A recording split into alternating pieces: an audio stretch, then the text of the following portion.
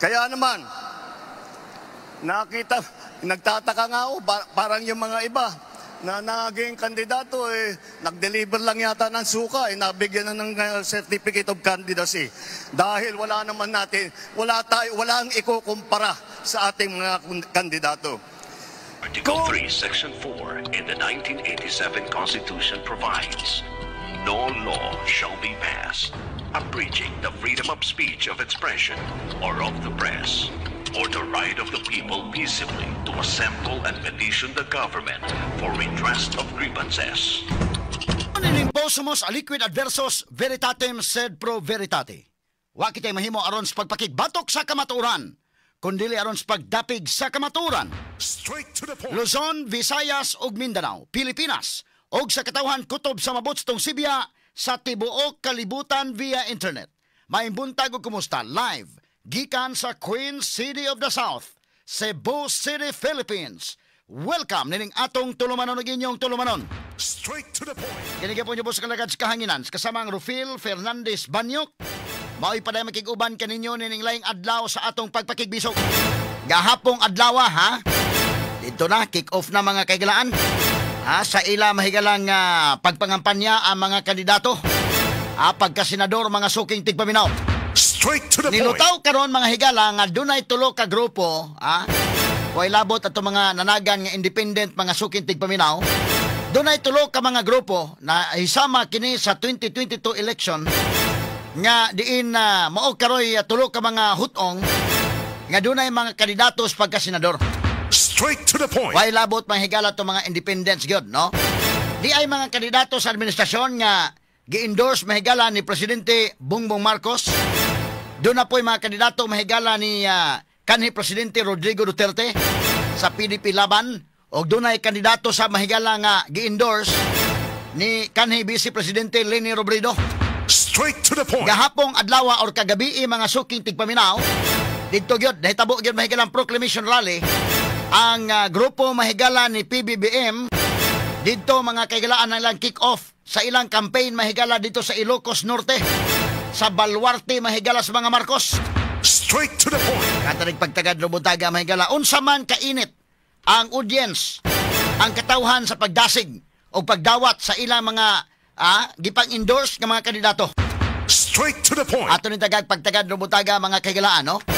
Kini mga kandidato sa administrasyon nga giproklamar kagahapong adlaw atol sa proclamation rally mahigala nila kick off na mga sukid tigpaminaw. Ila nang lusad mga higala ang ila mga plataporma di panggobyerno. Straight to the point. Samtang dito sa Cavite Sab, ang grupo mahigala ni Vice President Leni Robredo. Straight to the point. Nga nagasulot sad sa mga pink. Dito mahigala si kanhi Senador Kiko Pangilinan, kanhi Senador Bam Aquino, o yung sa mahigala si Attorney Chel Jokno, o mga kaubanan mga suking tigpaminaw. Straight to the point. O ang sa PDP laban nga panguluhan mahigala ni former President Rodrigo Digong Duterte, ugmang adlaw sab ang ila mahigalang paglusad sa ilang kampanya. Straight to the point. Magsugod ang campaign. Matod pa dili kuno kayo ingon nga dagko nga fanfare ang himuon apan duna sa rally mga kaigalaan, no? Ang matawag nato mahigala rally nga gihimo sa kang PBBM mga sukid tigpaminaw dito sa ilang Bilwik sa Ilocos Norte. Og unya ang rally mga kaigalaan sa kini ang matawag nato grupo ni Leni Robredo mahigala dito sa Cavite. O gisaysay ni kanhi Senador Kiko Pangilinan kagabi ang pagka-meaningful nganon dito sa Cavite mahigala nila gipahigayon ang rally kay dito mahigala ang unang panggobyerno, dito ang unang pag-isa mahigala sa bandiras Pilipinas pinaagi ni katong unang presidente sa Pilipinas Emilio Aguinaldo. Straight to the point. Tagag pagtagad mga kaigalaan ug mga adlaw sab ang grupo mahigala sa PDP laban. Ato ning tagag pagtagad mahigala kay mo man to na itong mulargag appeal to si former Mayor Mike Rama. Ngadto mo appeal mahigala sa kining rally sa PDP. Sa aton nga tan-awon mga kaigala, no? Katong uban pod mga higala nga mga nanagan nga mga independente da. Ilahay lang diskarte mga sukid tigpaminaw. Pero independente kang nidagan mga kaigalaan nga kusog yung kandaan medyo doon ay advantage gapon. Di man maka-apil, wa man ma-apil mahigala sa rally dito si Bintulfo. Dito mahigala si Erwin. Ang yang Sons Bintulfo, wa may apil dito. Si Willie Revillame, mga independent pa ni pero nagkasuod sa top 12. Straight to the point. Ang bugtong mga nanagan nga independente nga nagkasuod sa top 12 si Willie Revillame Raday o si Bintulfo. Ang laing duha ni ana si Bato de la Rosa may galag si Bongo, diri ba ni mga kagalaan sa PDP Laban. Og ang grupo may gala ni PBBM nga mao iyang gipang-endorse pero mo lagi ni ato ni tagag pagtagad buntaga mga higala kay tulo man ni ka grupo ani to makita makagalan kinsa gyud manglusot ani og tan-aw ko mga higala mga former senators dunay mga pangaandaan diri sa may kuan landaan kay kang PBBM mga sukit di paminaw pulo sa man ni dunay mga pangaandaan kay mga senador naman yung daan mga higala. Og ari ka mga kaigalaan kan Duterte, si Senador Bongo, posible po mahigala Senador Bato de la Rosa. Ambot og nabag kay laing mapuno. But ari ka mahigalang Lini Robredo, former senators po ni, kinis Kiko Pangilinan, og si Bam Aquino mga sukitig paminaw. So ato ni tan-aw no, unsay dagan ini unya mga higala sa umaabot nga mga adlaw. Straight to the point. Ang survey result mga kaigalaan, dunay mga nano din ha sa top 12 mga higala dominated by the administration candidates. Dunay duha nakasod sa PDP Laban, duha ang nakasod sa mga independente.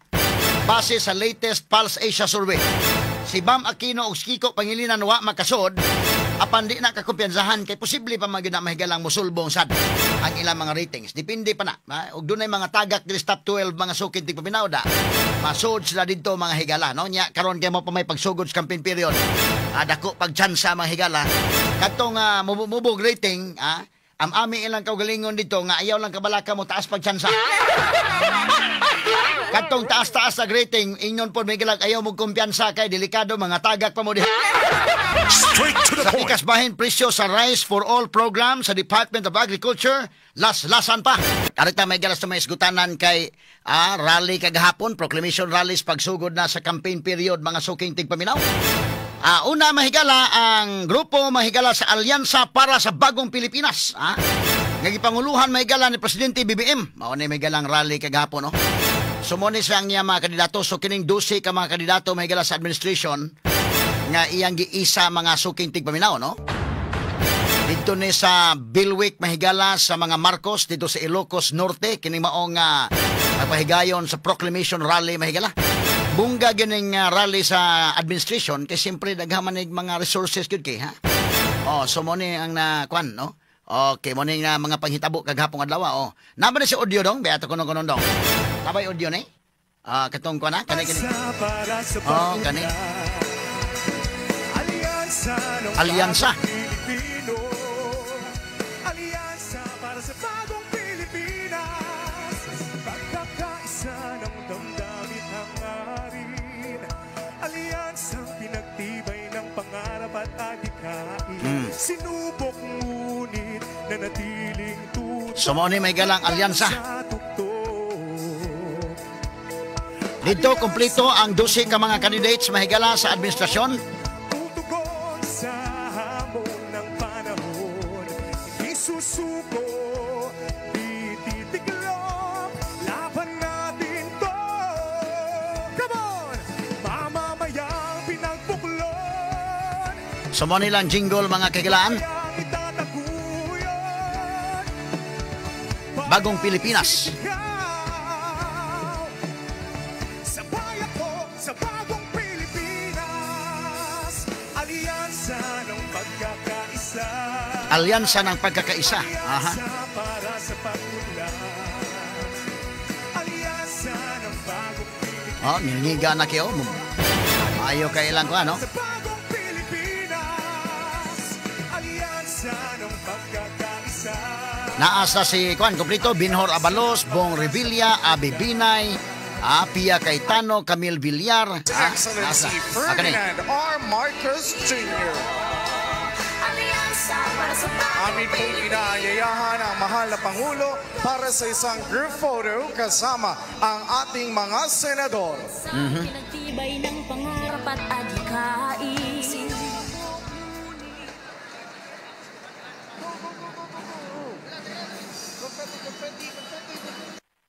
Clap your hands! Yo, clap your hands, everybody! Everybody just clap your hands! Ha?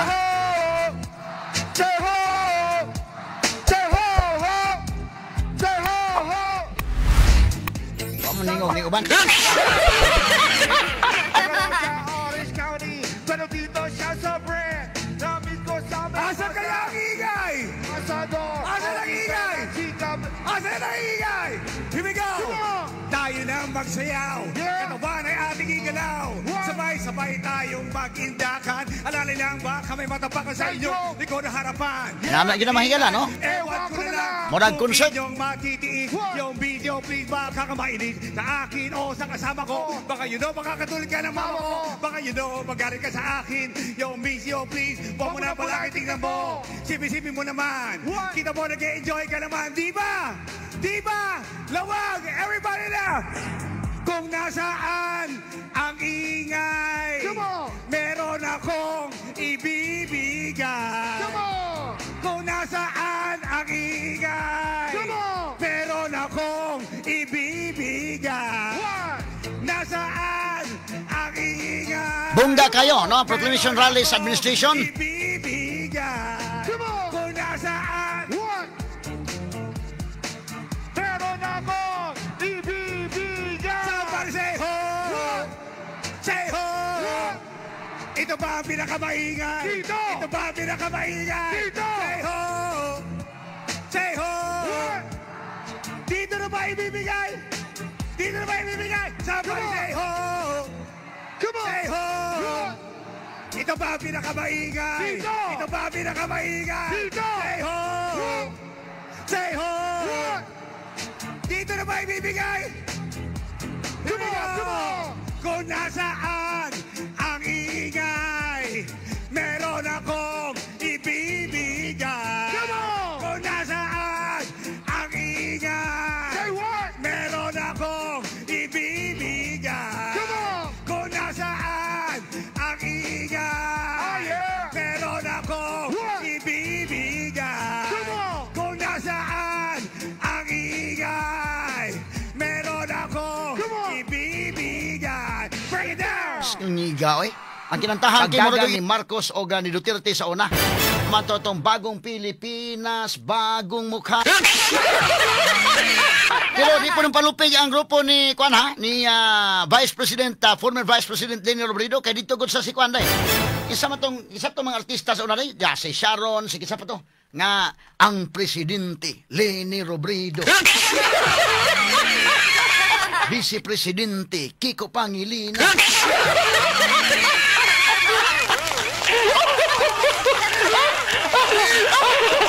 So mo ni mahigala ang Proclamation Rally sa Administration.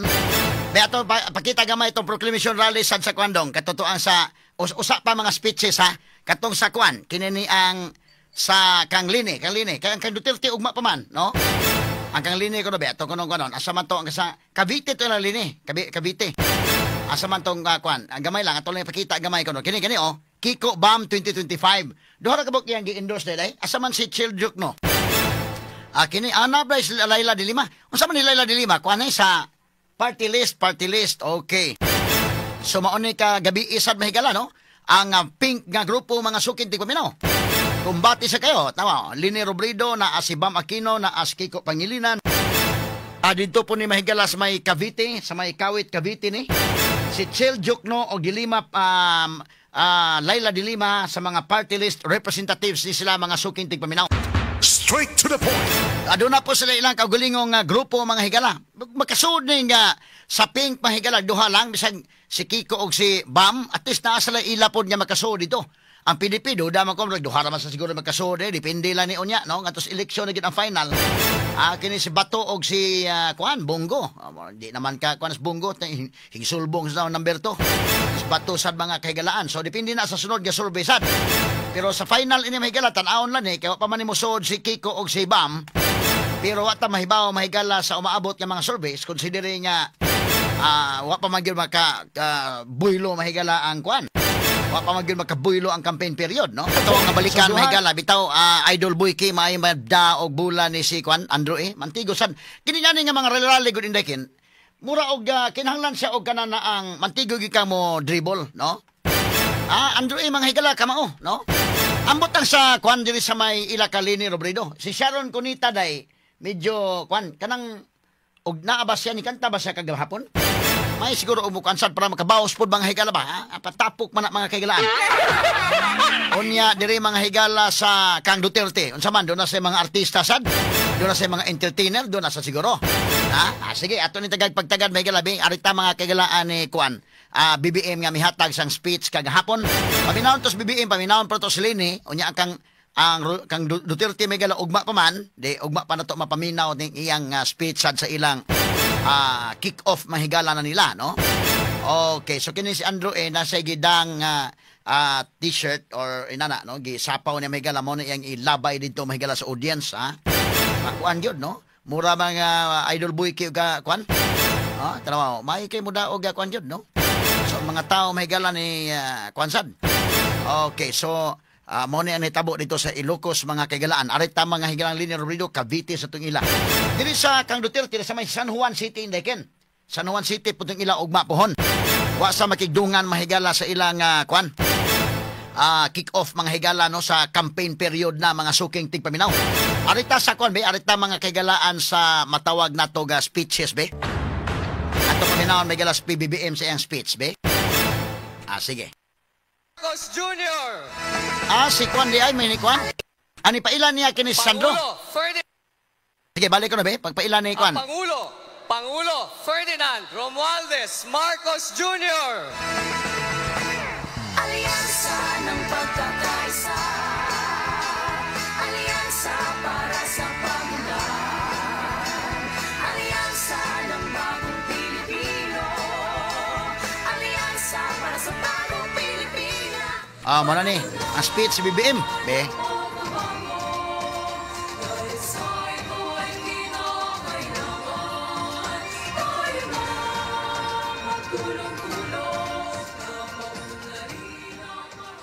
Okay, be, tapos paminahon kamay, be.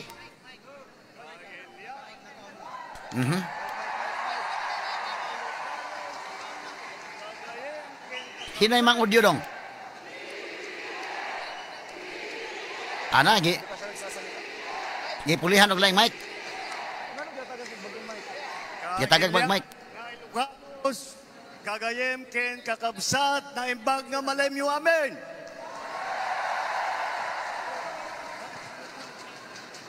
Nagtugaw kayo, apo.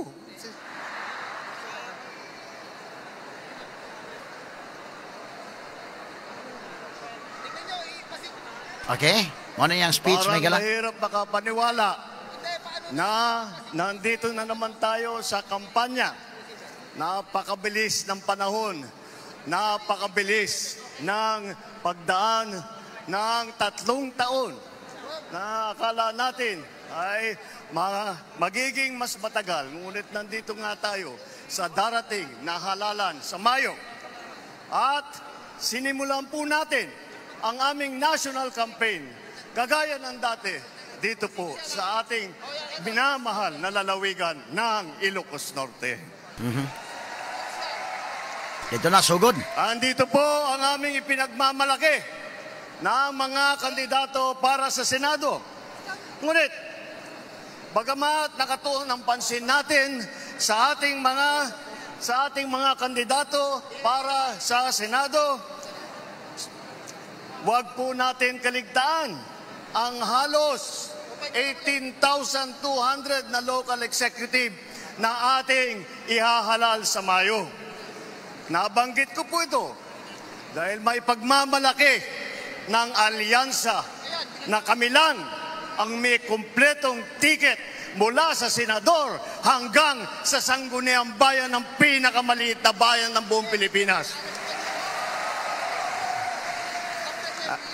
Complete line up, no? Complete line up. Hindi pangkaraniwan ang mga aming kandidato. Hindi po kagaya ng mga nakikita natin sa mga iba't ibang partido. Hirap na hirap makakuha ng kanilang mga miyembro. Ang aming pong ipinagmamalaki at pinaglalaban ay subok na at matagal nang nagseserbisyo sa publiko. Hindi po ay naaawa rin po kuminsan sa ating mga katunggali dahil nagmamakaawa para makakuha ng mga malalakas at magagaling na kandidato. Di tulad ng iba, karampot lang ang kandidato. Dito po, buo kami. Hindi lamang buo sa numero, ngunit buo ang loob para ipaglaban ang kapakanan ng bawat Pilipino at ang buong Pilipinas.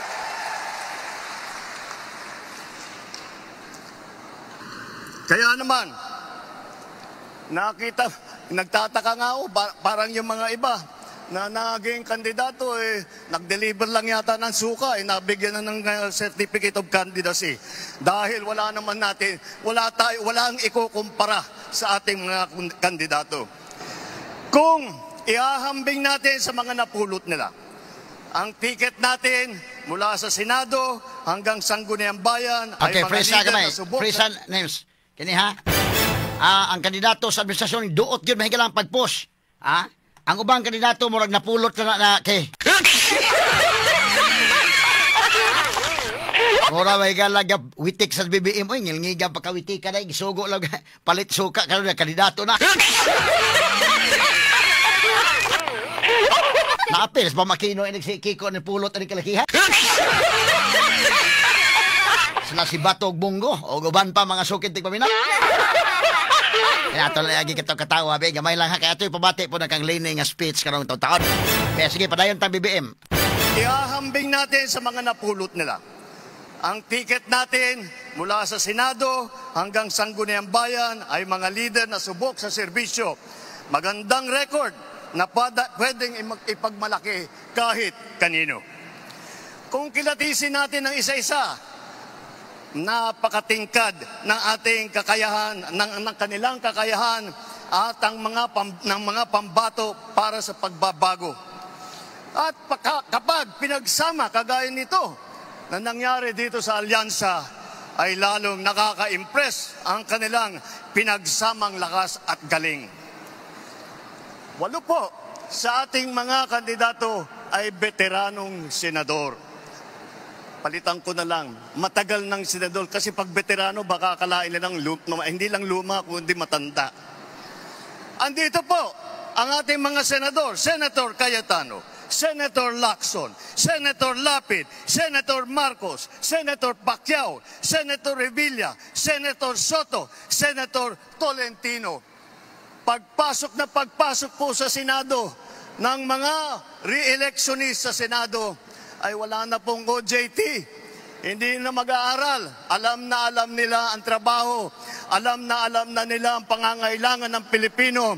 Alam na nila ang gagawin nila upang gawin at idala sa ating mga kababayan ang kanilang pangangailangan. 7 naman ay nanggaling naman sa Kongreso na subok sa batasan.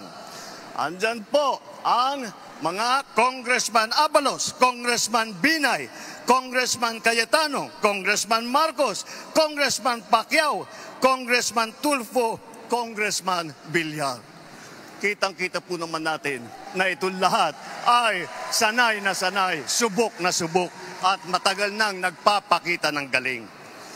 Hindi na bagito sa pagpanday ng mga batas. 4 ang nagsilbi sa kabinete. Humawak ng cabinet rank na posisyon. Si Abalos, DILG Secretary. Si Tulfo, nag-DSWD Secretary. Lacson, ng Yolanda Rehabilitation Commission. Tolentino, siyang namuno ng MMDA. Ngunit, sa kanilang katungkulan, ay hindi lang po sila parelax-relax. Tingnan nyo po ang kanilang mga record at makikita po ninyo na sila ay nakagawa ng magandang pagbubuti para sa kanilang mga kagawaran. Alam nila ang government work galing sa kabinete. Hindi lang dada, pero gawa ang kanilang ipinapakita. They are not here to oppose. They are here to propose. 3 ang naging gobernador ng malalaking probinsya. Alam nyo na, Manang Aimee, dito sa atin, sa Ilocos Norte. Lito Lapid, Governor Lito Lapid ng Pampanga. At ang Governor Revilla ng Cavite naman. Bukod pa ron, kasama nila ang tatlong naging city mayor. Abi Binay ng Makati. Tolentino ng Tagaytay. Abalos ng Mandaluyong. At huwag natin kalimutan na si Tito Sen, Senator Soto ay naging vice mayor din ng Quezon City. Hindi rin po tayo nagkukulang sa boses ng kababaihan at maglalaban para sa karapatan ng ating kababaihan dahil 4 sa ating mga kandidato ay babae, pero itong mga babaeng ito ay palagay ko mas matatapang pa ito kaysa sa mga lalaki na nandito ngayon. Mga abogado naman, 4 din. 4 ang abogado natin. Abalos, Binay, Cayetano, Tolentino. Si Amy nag-aaral din sa law school. At pinagtatalunan lang nila kung sino daw ang pinakamagaling at sino nanggaling sa pinakamagandang eskwelahan. Ngunit lahat yan ay magaling, lahat yan ay matalino, lahat yan ay ginamit na ang kanilang kakayahan upang pagandahin ang Pilipinas. Kung itatanong naman natin, sila ba ay isa lang ang pinanggalingan? Tiga Maynila lang ba lahat? Tiga Luzon ba lahat? Hindi po. Dahil pagdating sa... Okay, so mo ni mahigala ang speech ni Bongbong Marcos makigalaan. Di lang to tiwason kay maabdan tag siyam-siyam. Aron makabaos po mahigala ang ilan ni grupo ni Lini Robredo. Paminaon po na to. Sa Lini Robredo mahigala. Ang Duterte wa pa kay ugma pa man tong ila.